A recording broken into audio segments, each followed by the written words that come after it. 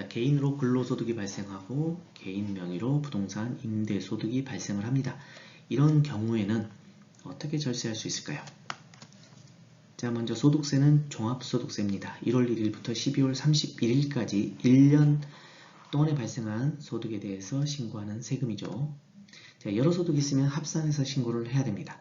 그렇기 때문에 근로소득과 부동산 임대소득이 있으면 이걸 합산해서 신고를 해야겠죠. 자, 부동산 임대소득 같은 경우는 1년 동안의 월세 합계해서 1년 동안 발생한 비용을 차감해서 계산을 하죠.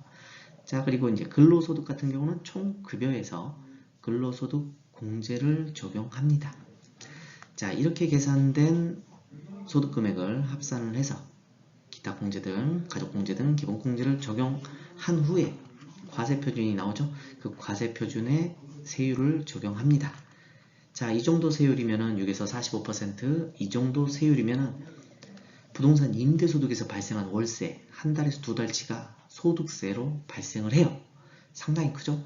그렇기 때문에 근로소득 이쪽과 부동산 임대소득 이렇게 소득 두 가지가 있는데 그 중에서 부동산 임대소득에서 발생하는 비용을 최대한 비용 인정 받아야 합니다. 그렇게 해야지 어느 정도 줄일 수는 있는데 한계가 있죠. 그래서 애초에 부동산을 취득을 할 때 법인으로 취득하는 방법이 있어요. 그러면 개인의 근로소득, 법인의 부동산 임대소득 이렇게 구분이 되기 때문에 절세를 할 수 있는 부분이 생기죠. 이제 법인세율 같은 경우는 개인의 소득세보다 훨씬 소득세율 자체가 낮기 때문에 절세되는 폭이 큽니다. 자, 결국 개인으로 발생한 근로소득과 임대소득이 함께 있을 경우 절세할 수 있는 방법은 한계가 있어요. 그렇게 크게 절세할 수 있는 방법은 없다고 보시면 됩니다.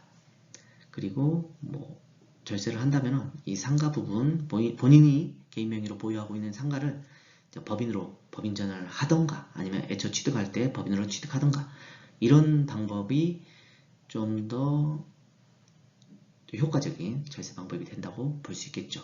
주택 같은 경우는 이제 종합부동산세 때문에 법인으로 취득한 건 비추예요.